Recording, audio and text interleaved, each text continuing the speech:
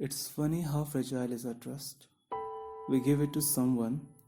Sometimes we are blessed with people who don't break it. Sometimes we, with our trust, are broken down by them. It's funny how the trauma never let us trust someone again.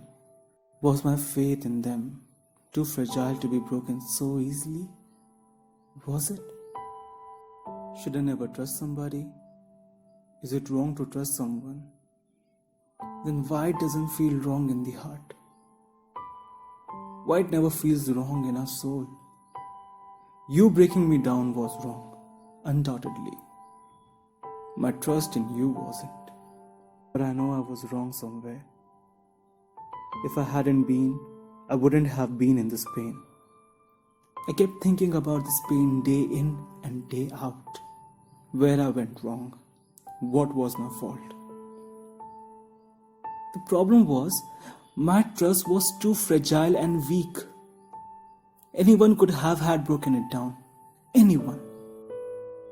It was my duty to make it strong and fearless. When I trusted you, I should have considered all the possible things you can do with it. I should have thought about it thoroughly, both positive and negative consequences, and the impact on me. I believe, looking through these results, I wouldn't have trusted you in the very first place. But even if I had trusted you, deep down I should know that you have the power to do wrong to me at any point of time.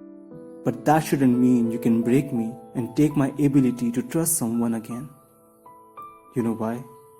This time I trusted you because I wanted to, knowing that I'm strong enough to fight off the pain if you break my trust ever in the future. I was prepared. This time, my trust is not weak and fragile. It's pure and hard as a metal. You can't break it. You can't. So next time before I trust someone again, I will be asking myself 3 questions. Why do I want to trust them? Am I well aware that they may break my trust in the future and can hurt me? Does putting my trust in them makes me weak in any form? Once I get these 3 questions sorted, I can make my final choice.